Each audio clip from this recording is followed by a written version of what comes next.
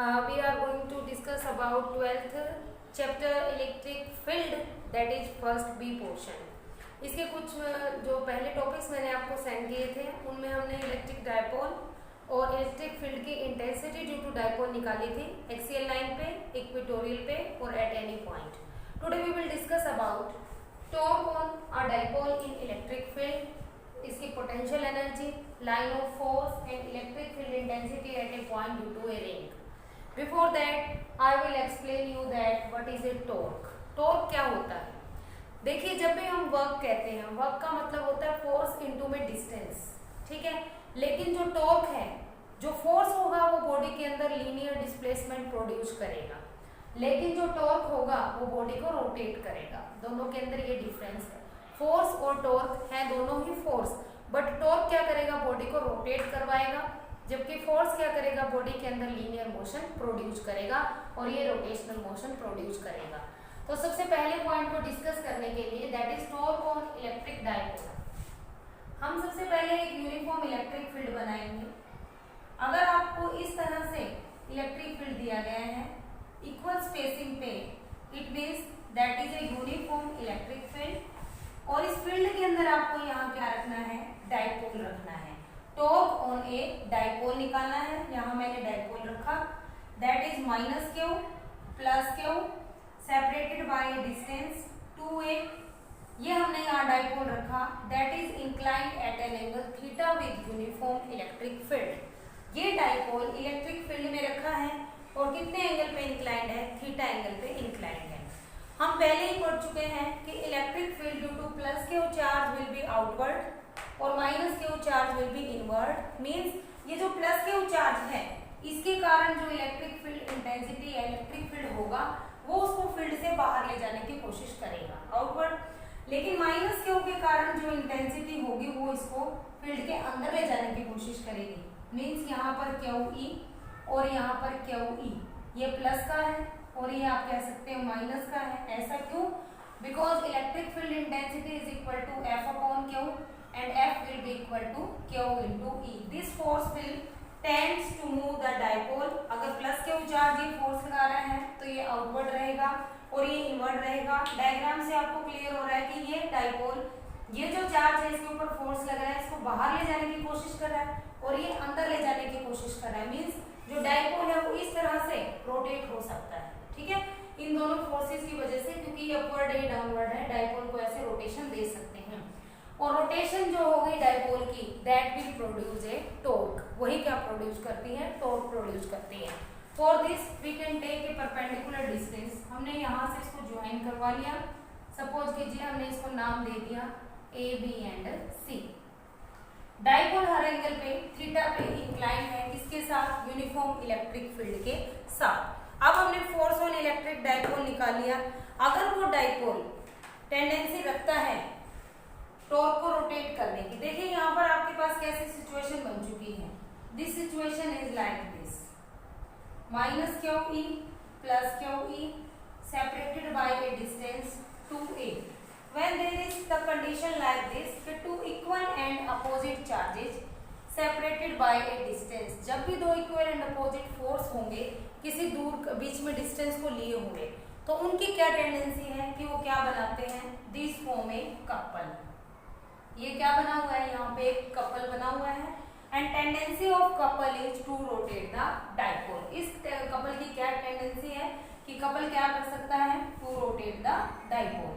ये डायपोल को रोटेट कर सकता है. This is the tendency of the couple to rotate the dipole. और अगर वो कपल की मूवमेंट हो जाती है तो उसको आप क्या कहेंगे? टॉर्क कहेंगे. मीन्स आप यहाँ पे टॉर्क को कैसे लिख सकते हैं? टॉर्क का सिंबल ये रहेगा, that is equal to movement of couple which is equal to force into में perpendicular distance, जो कि इसके इक्वल होता है. फोर्स इनटू में परपेंडिकुलर डिस्टेंस. यहाँ से आप कोई भी फोर्स ले सकते हैं. तो ये फोर्स ले लिया मैंने क्यू ई इनटू में ये मैंने परपेंडिकुलर डिस्टेंस ए बी जो यहाँ से कंसीडर की थी ये मैंने यहाँ पर रखी. Now we have to calculate what is the value of A B. जो आपको दिया हुआ है उसको इसके नीचे रखिए. Means from this triangle AB upon 2A, this will be equal to sin of theta. This is our base perpendicular and hypotenuse, तो AB will be equal to 2A sin of theta.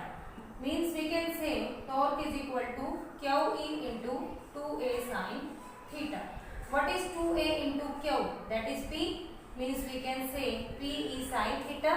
और अगर मुझे ये cross product बनाना हो तो मैं इसको लिख सकती हूँ कि torque is equal to P cross E, because on removing the cross product we always get the product of magnitude of vector and sign of angle include between them. So this is the value of torque on a dipole when this dipole is placed in a uniform electric field. कि जब भी आप एक dipole को uniform electric field में रखेंगे तो उसके लिए एक्सप्रेशन आपके पास ये आएगा. अब आप ये भी कह सकते हैं what is the direction of torque. हमें पता है जब भी कुछ इस तरह का एक्सप्रेशन आता है तो ये तीनों के तीनों एक दूसरे के क्या रहेंगे, परपेंडिकुलर रहेंगे. ठीक है, तो this torque is always perpendicular to the direction of plane containing this and this direction में ये दोनों होंगे, उसके हमेशा ये परपेंडिकुलर रहेगा कौन, torque. From here we can define dipole moment. अगर आप यहाँ से डाइपोल मोमेंट को डिफाइन करना चाहें तो कैसे, देखिए सपोज करेंगे स्पेशल केस इसका बनाकर हमें यहाँ से डाइपोल मोमेंट को डिस्क्राइब करना है कि what is dipole moment. Suppose कि जो टॉर्क है थीटा 90 डिग्री के ऊपर इंक्लाइंड है, कौन हमारा डाइपोल. इलेक्ट्रिक फील्ड आपने एक यूनिट दिया हुआ है वहां पर, तो अगर आपने यहाँ थीटा 90 डिग्री किया, इलेक्ट्रिक फील्ड यूनिट दिया हुआ है, तो torque will be equal to dipole moment. तो वहां पे टॉर्क और डाइपोल मोमेंट की वैल्यू बराबर हो जाएगी. मींस अगर आपको ये कहा जाए कि किसी डाइपोल को 90 डिग्री के ऊपर इंक्लाइंड करके यूनिफॉर्म इलेक्ट्रिक फील्ड जो कि यूनिट स्ट्रेंथ का है उसके अंदर रखा गया है, तो बताइए उसकी डाइपोल मोमेंट क्या होगी या उसका टॉर्क क्या होगा. तो हम कहेंगे कि ऐसी सिचुएशन में टॉर्क और डाइपोल मोमेंट दोनों क्या रहेंगे, बराबर रहेंगे. Clear student. और अगर आपको टॉर्क की मैक्सिमम वैल्यू चाहिए, if you want to calculate the maximum value of torque, then sin theta should be maximum, means theta should be equal to 1 or sin theta should be equal to 1 or theta should be equal to 90 degree. That will be the maximum value of torque. So this is the main thing about torque, maximum value of torque and definition of dipole moment. Now we will discuss about potential energy of a dipole when it is placed in uniform electric field.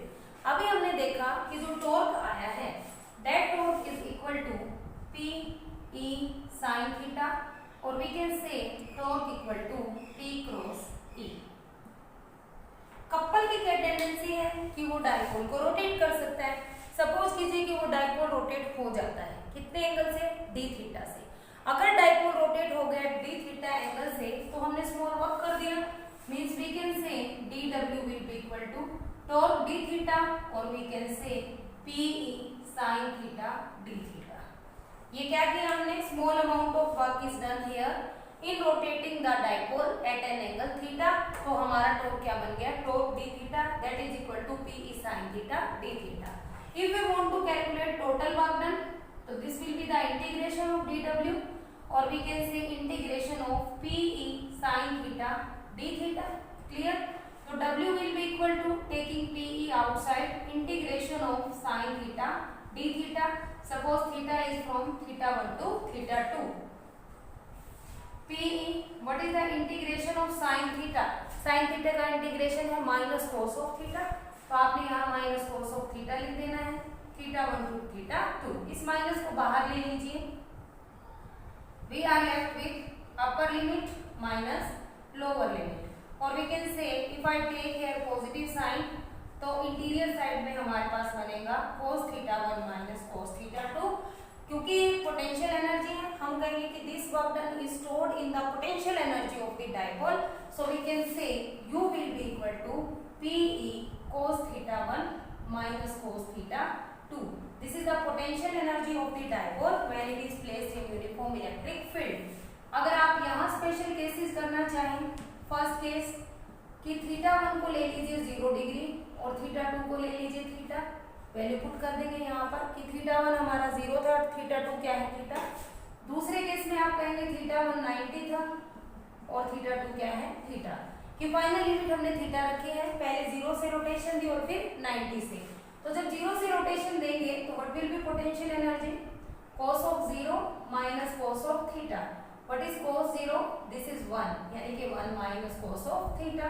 And what will be here? U will be equal to PE cos of 90 minus cos of theta. This is 0, so we can say minus PE cos of theta, and we can write it minus P dot E, because dot product of two vectors is equal to product of their magnitude and cos of angle between them. So this can be written as this. This is the potential energy of dipole when it is placed in uniform electric field. Now electric line of force. Electric line of force क्या होंगे? देखिए आपके पास एक electric field है, वहां पे आपने कुछ कर्व ड्रॉ कर लिए. हमें देखना है कि क्या ये इलेक्ट्रिक लाइन ऑफ फोर्स बनेंगी, तो उसके लिए क्या करेंगे. Suppose this is a curve in electric field, A to B ये जा रहा है. हमने कुछ इसके ऊपर पॉइंट कंसीडर करे हैं P and Q. If we draw a tangent at P and also on Q, these are the tangent at P and Q. If these tangents give us the direction of the electric field at this particular point, so this curve will be known as electric line of force. फिर से देखिए, आपने electric field के अंदर कुछ curve बना लेनी है. उन कर्व के ऊपर कुछ पॉइंट्स लेकर वहां आपने टेंजेंट्स ड्रॉ करनी है. अगर वो टेंजेंट इलेक्ट्रिक फील्ड की डायरेक्शन में पॉइंट आउट करेंगी, तो वो लाइन, वो कर्व क्या बन जाएगी? इलेक्ट्रिक लाइन ऑफ फोर्स बन जाएगी. ठीक है. इसकी सबसे पहली इंपॉर्टेंट प्रॉपर्टी, कभी भी दो electric line of force intersect नहीं करेंगी. ऐसा क्यों? क्योंकि देखिए अगर ये इस पॉइंट के ऊपर इंटरसेक्ट कर रही हैं, तो इस पॉइंट की टेंजेंट इधर पॉइंट आउट करेगी, इसकी इधर पॉइंट आउट करेगी. Means at a single point there will be two direction of electric field intensity, that is impossible. So we can say two electric field of line will never intersect. Second property, positive and से चलती हुई negative and पे and हो जाएगी. Electric line of force positive and से start होती है, positive charge से स्टार्ट होती है और नेगेटिव चार्ज पे एंड हो जाती है. अगर किसी कंडक्टर की बात होगी, कंडक्टर की, तो electric line of force is always perpendicular on the conductor surface.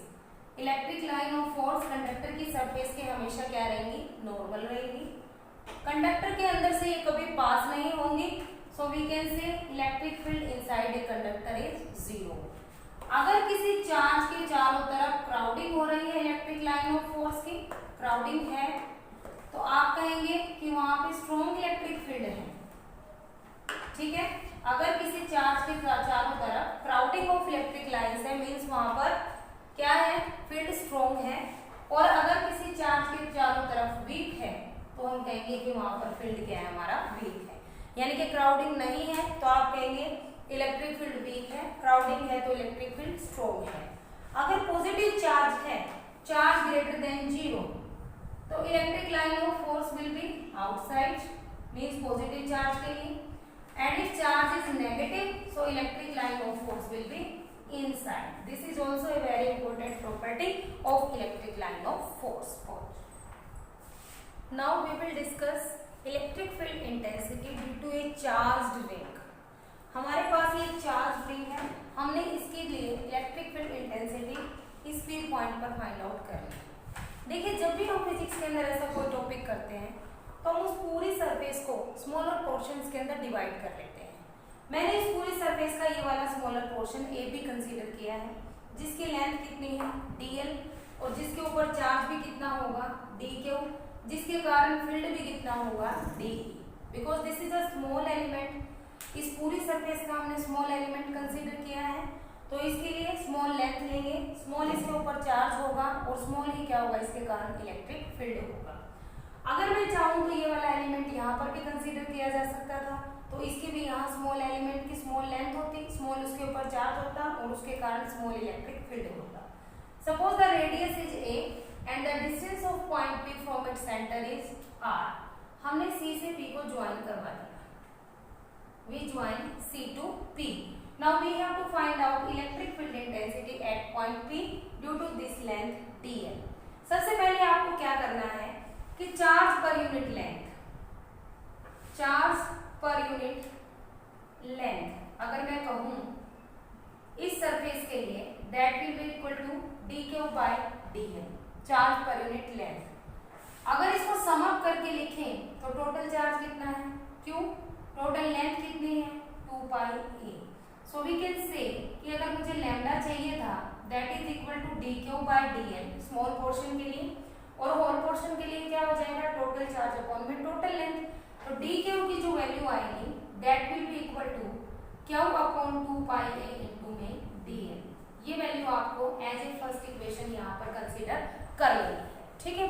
Now electric field intensity at point E due to this element, ये एलिमेंट क्योंकि पॉजिटिव चार्ज को लिए हुए हैं तो इलेक्ट्रिक फील्ड इंटेंसिटी की डायरेक्शन विल बी आउटवर्ड। आप इस तरह से इसको कंसीडर करेंगे कि ये डायरेक्शन कैसे रहेगी? Outward means D E.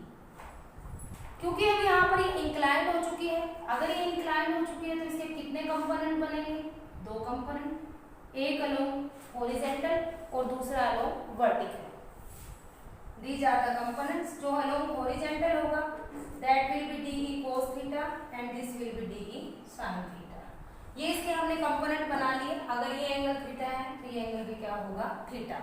अब आप एक बार देखिए, अगर ये कंपोनेंट मैंने यहाँ लिया होता स्मॉल पोर्शन, उसको हम P से ज्वाइन करा देते तो इसी तरह DE किधर होती? इस तरफ बाहर की तरफ ये DE होता।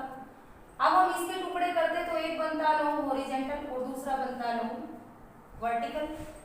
ये और ये वर्टिकली अपोजिट है, एक दूसरे को कैंसिल आउट कर देते।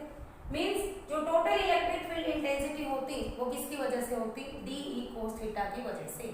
तो मैं यहाँ लिखना चाहती हूँ कि जो टोटल इलेक्ट्रिक फील्ड इंटेंसिटी आपको मिलेगी that will be summation of D E cos theta. मैंने यहाँ पर डी ई कोस थीटा का समेशन इसलिए लिखा क्योंकि अभी हमने 2 कंपोनेंट लिए तो वहां पर 2 डी ई कोस थीटा हो सकता है, लेकिन ये रिंग तो बहुत सारे कंपोनेंट्स की बनी हुई है तो हमने यहाँ पर समेशन प्रोवाइड कर दिया कि समेशन का मतलब यहाँ पर इन सबको जोड़ के हमें इलेक्ट्रिक फील्ड इंटेंसिटी मिलने वाली है। Now what is D E? D E is the electric field intensity at point P due to component D Q. तो इसकी वैल्यू क्या होगी? K D Q upon R square and R is what? C P whole square. Clear?